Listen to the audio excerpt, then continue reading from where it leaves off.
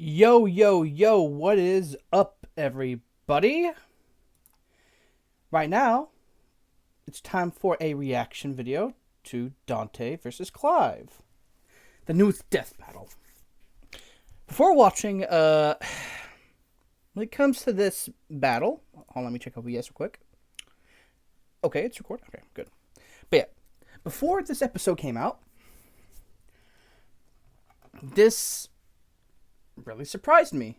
I love Dante, and I've been hearing a lot about Clive,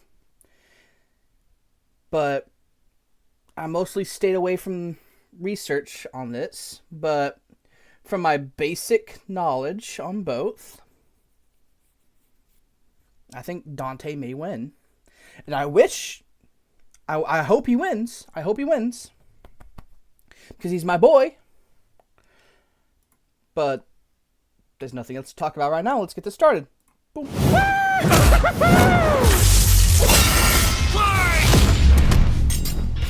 Dante versus Clive. DMC's Devil Hunter versus Final Fantasy's Shield of Rosaria. He's Wiz and I'm Boomstick. And it's our job to analyze their weapons, armor, and skills to find out who would win a death battle.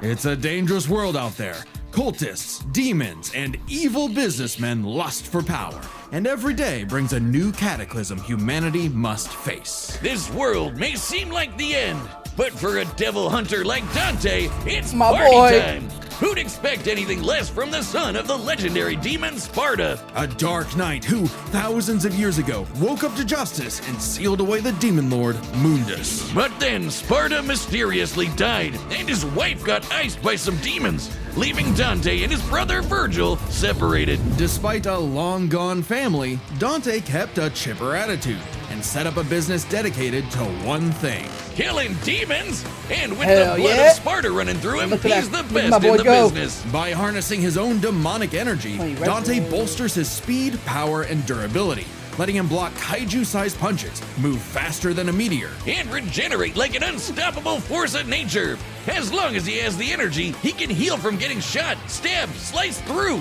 Basically anything. Even without his regeneration, he's survived heat that would reduce the layman to ash. But no hunter is complete without an arsenal, and Dante's got one hell of a sword left by his dad, Rebellion.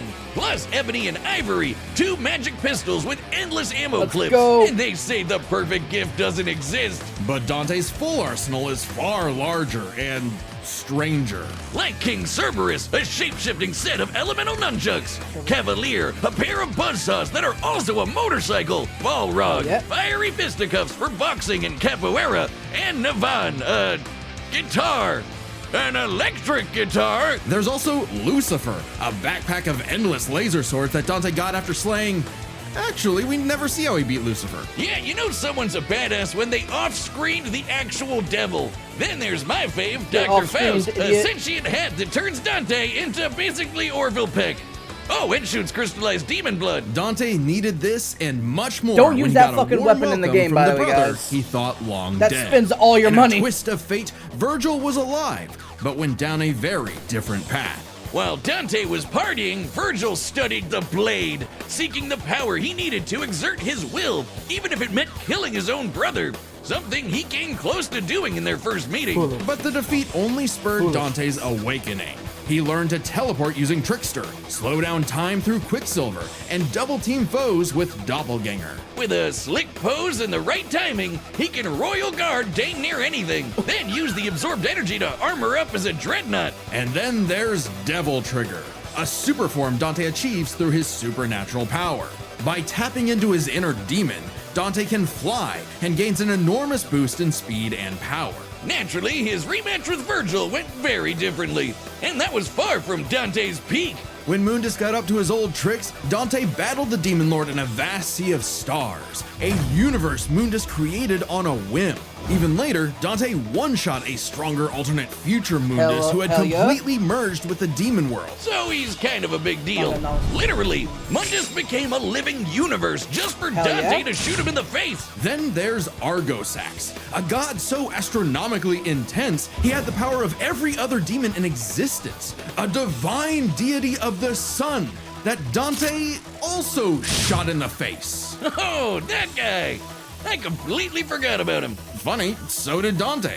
Despite how powerful Argosax was, he was just an insignificant Tuesday to Dante. So it's safe to say Dante had become the strongest around. But no amount of style, pizza, or wahoos could fill the hole in his heart. Sure, Virgil was a power-hungry weeb, but he was still his bro. Beneath Dante's antics, killing the last of his family kinda messed him up. Until he learned his family wasn't as gone as he thought. It turns out he had a nephew, Nero, who Dante would help get into the family business in his own unconventional way. And for dead weight, Nero was pretty badass, even helping Dante take on the so-called Demon King Urizen. Nero's Devil Breaker arm can fire light-speed lasers that Dante flew into the atmosphere of a neighboring planet. Through a time frame is unclear. It is a generous estimates put it under his best feats. and Virgil have dodged. Dante and Virgil can already dodge lasers in their base forms, but when charged with enough demonic energy, they can outright blitz beams over 11 times faster than light. Nero even survived getting melted down while inside a living statue.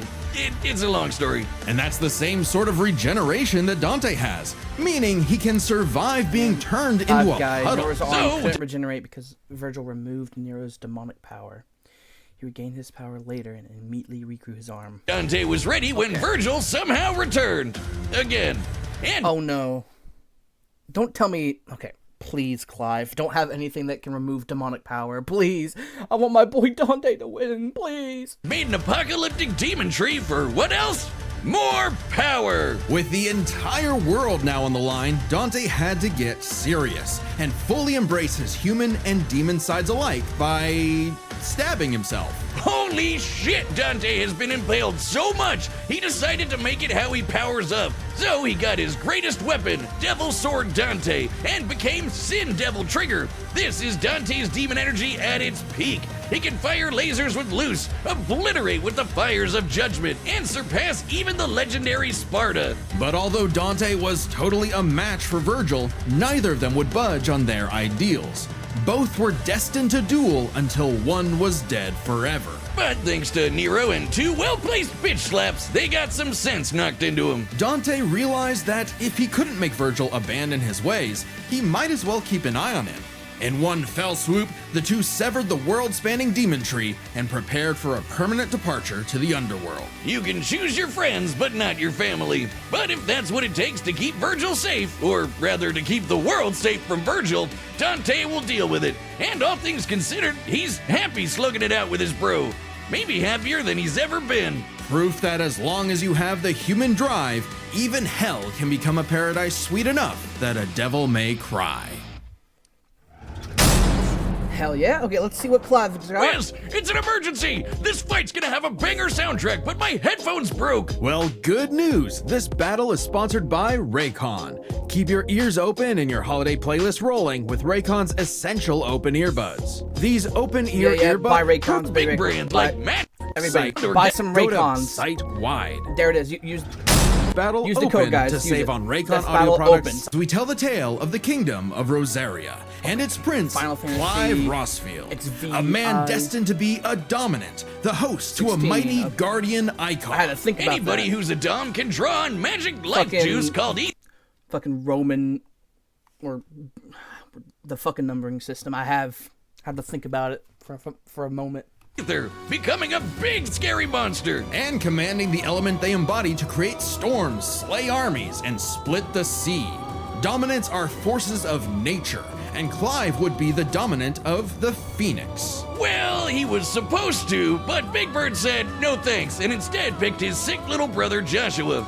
Parents don't play favorites, but I guess ancient monsters can. Despite the rejection and a deep loathing from his mother Annabella, Clive and Joshua were only kind to one another. Clive saw the burden his brother bore and accepted his blessing of the Phoenix in hopes of becoming Joshua's shield. Meaning he learned a bunch of magic. He can shoot fire, teleport with Phoenix Shift, and took down this beast before he was even out of puberty. Even without magic, Clive's a capable swordsman, able to boost his speed and perception with precision dodge. But it wasn't enough when Annabella betrayed Rosaria for the Empire of Sanbreque.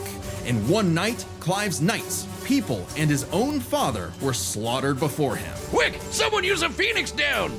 Those aren't in this game. Well, that's unfortunate. But the phoenix icon sure is, because the trauma of everything made poor Joshua lose control. Clive wanted nothing more than to help his brother, and perhaps this desire awakened the icon that was in him all along, the fiery beast, Ifrit. Boy, is Ifrit a wild one. Just standing nearby will incinerate the average Joe. It can make fire barriers, regenerate lost limbs, decimate foes with a flaming spirit bomb, and shatter a walking mountain. The downside being Clive couldn't control it. He didn't even remember becoming Ifrit, or battling the Phoenix in a fight that reduced everything he loved to cinders, leaving Joshua presumed dead. If that wasn't bad enough, dear old Ma found him the next day and made him a slave to Sanbreque's army. Clive spent 13 years wallowing through life, searching for Ifrit's host for revenge, only to learn the one he wanted to kill was himself. This revelation hit Clive like a phantom train. He thought death was all he deserved for taking the lives of Joshua and so many others. Even so, there was a light at the end of the tunnel.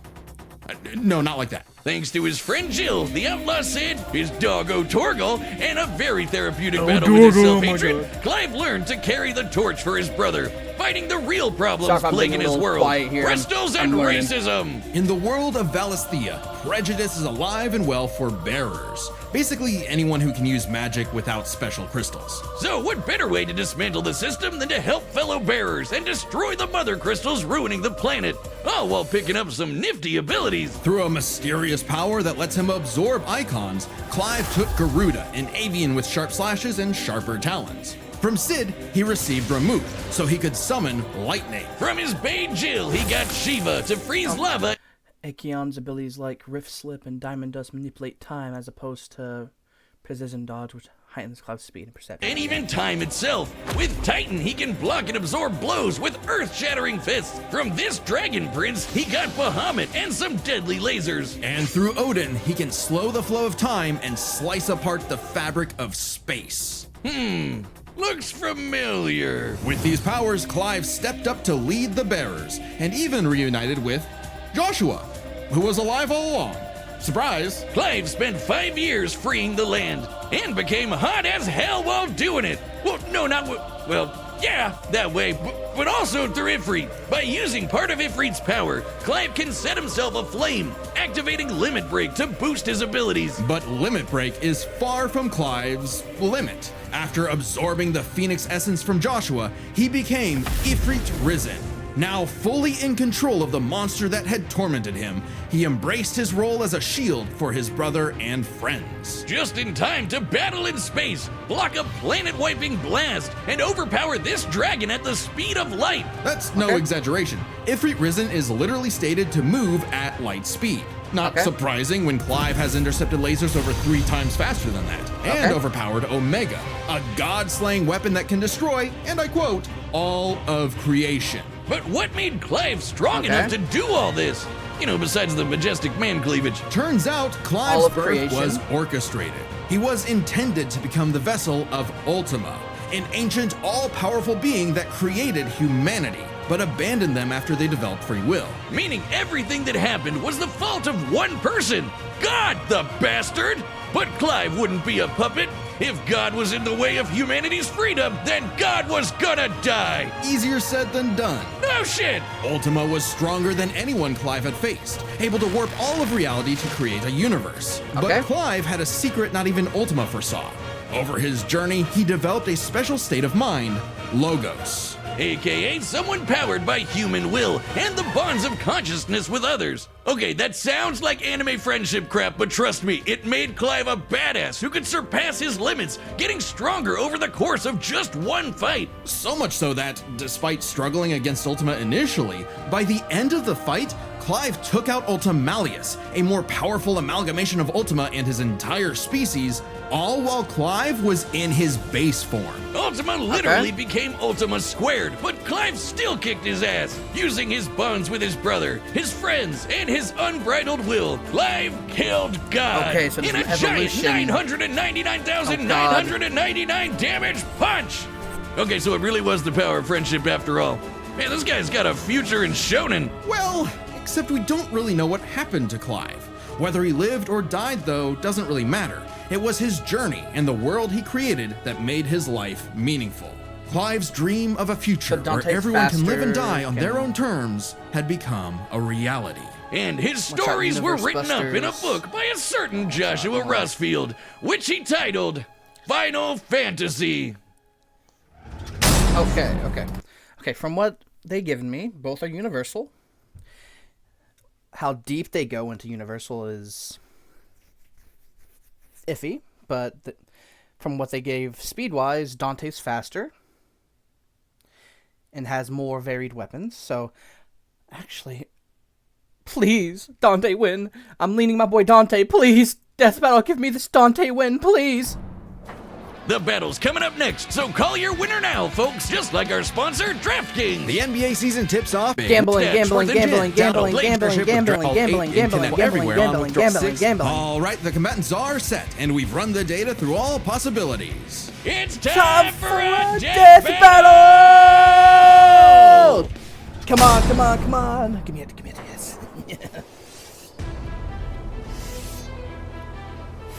Oh, Dorian, how I missed you.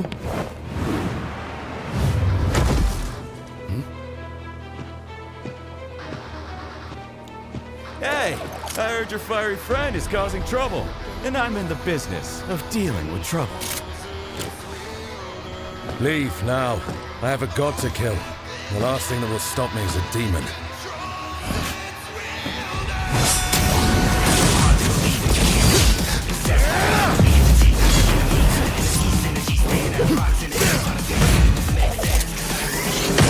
Oh, yeah.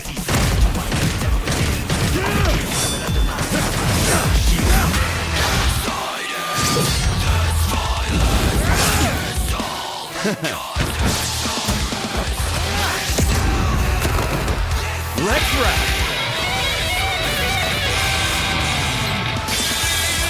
Fancy yourself a bard?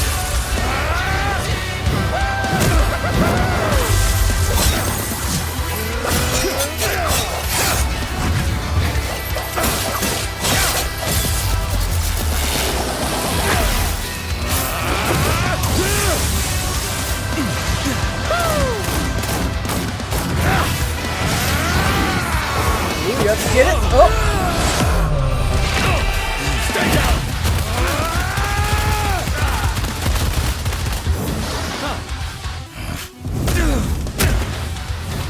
No hiding in the shadows anymore, Smokey.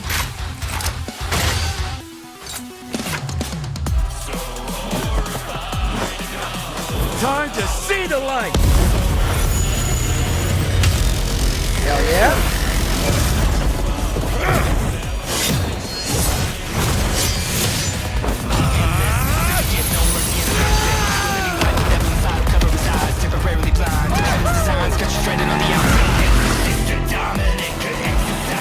Let's get it. What the hell is that?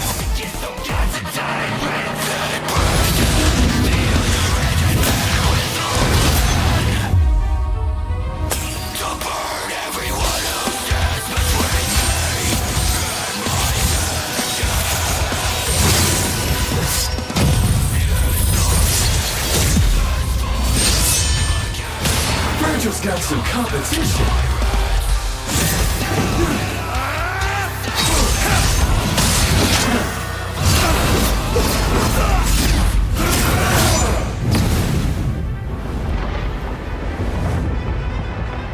Still holding out on me? Let's see what your monster can really do! So the devil cries for more. Let's give him everything we've got. Joshua! Let's go! Yes! Give me more! Yes! Ah!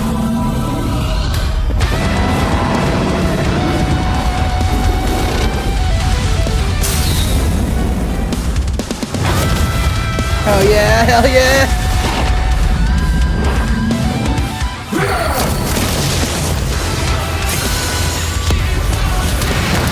I won't underestimate you!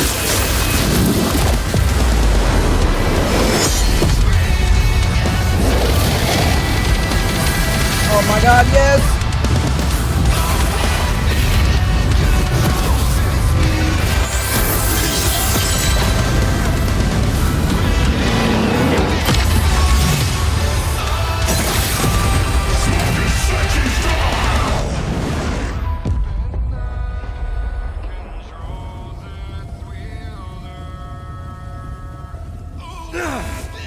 Oh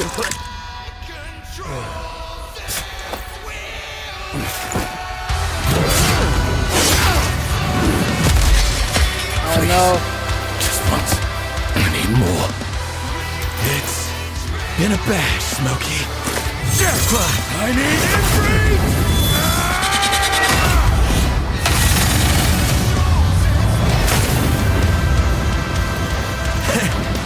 Not bad. Not bad at all. No! After a fight like this, No! God will be nothing. No! KO! Okay, that was a whole nother level of close, but I think we got the point. This was not an easy call to make. Dante and Clive matched each other so closely it was hard finding a definitive advantage either had. This is best explained through 3 categories, starting with stats. Both Dante and Clive could easily beat up universe-busting threats. Mundus and Ultimalius could create universes at a whim, and Dante and Clive defeated them sans their own super forms. Dante and Clive could both consistently intercept lasers at faster-than-light speeds. And Dante could always amp up with demon juice to briefly outspeed Clive anyway. But Clive could match that by boosting his own speed and reflexes through precision dodge. Both were so beyond the pale that neither could definitively overpower the other. Still, given their crazy powers, you'd think one of their abilities would break the deadlock. Not so much. Dante and Clive could generally match each other blow for blow, be it to teleport, slow down time, flash freeze the other. Dante's sealing abilities could help, but have specific location requirements requiring a connection between the human and demon realm. Block and absorb hits, etc. And Dante could survive the intense flames of Ifrit. He's dealt with heat like that before. Though Clive did not have a perfect match against Doppelganger, he did have more methods of manipulating time, both more reliable and abusable, in addition to defensive measures like Ifrit's barrier to fall back on to outlast powers like Doppelganger. But their super forms evened out. Any edge Clive could get from, say, Limit Break or Ifrit Risen, Dante could match with Devil Trigger or Sin Devil Trigger. In the end, both have answers to most of each other's powers, making it still anyone's win. Which is why it came down to one major factor: endurance. Just how long could these two keep at it? While Dante's super forms could undoubtedly keep up with Clive's, there is an emphasis in story and gameplay that they expend a lot of demonic energy. The longest Dante has battled in Devil Trigger against someone his equal is about 6 minutes, and abilities like Doppelganger, Quicksilver, and Sin Devil Trigger burn through it even faster. Clive's time in Ifrit Risen isn't limitless either, but it can last longer, fighting for tens of minutes if necessary. But given how close this match is, it's vital. If Ifrit Risen catches Dante outside of Devil Trigger, it's over. I know what you're thinking. Dante's crazy tough. His healing factor's way better than Clive's. Clive can regen lost limbs, sure, but Dante can heal from getting reduced to a puddle. Couldn't he just tank Ifrit's attacks? Well, yes, but also no. This is where context is everything. no. While no doubt impressive, Dante's healing has been overcome in the past because it is tied to how much energy he has. Less demonic energy means a less potent healing factor. Like when he got knocked out for a month straight by Urizen, only surviving thanks to a constant source of demon blood. Hell, overtaxing demon regen is how... After his defeat in Devil May Cry, Virgil's regeneration took years to complete. Throughout Devil May Cry 5, V would decay without constant use of demonic energy. The more he used it to generate. Part of it was for him to heal over time. Dante killed Virgil in the first place. Even if we assume Dante could get a second wind, it's always possible Clive could get one too, becoming even stronger from pure willpower, just like when he fought Ultimalius. So, for as tough and persistent as Dante was, Clive was able to endure just that much more to get the final edge. The devil was in the details, but Clive's victory is no fantasy. The winner is Clive Rossfield. It was a Next good fight time though, up. but my prediction on next time, it's probably gonna be a revealed matchup already. So either Megamind versus Gru or Ash versus Yugi. Let's see. On Death Battle.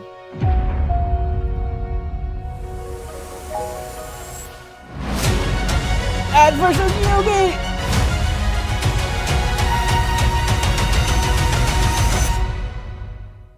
Subscribe and join as a member to see more Death Battle. Thanks for watching. Oh yeah. Okay.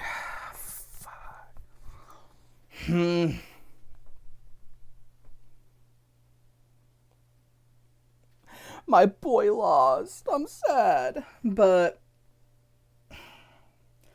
Was a fire episode, though. Really good, though.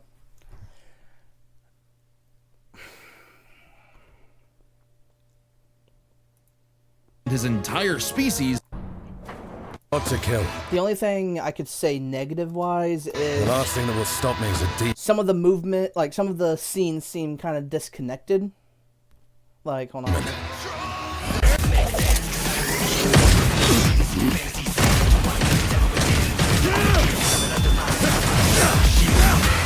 That scene.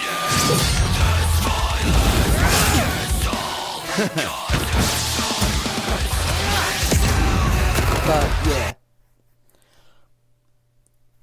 I really like this episode, though. I don't really have anything else to say. I'm excited for Ash versus Yugi. I'm praying my boy Yugi Moto wins, but we'll have to see. See you guys next time. Bye.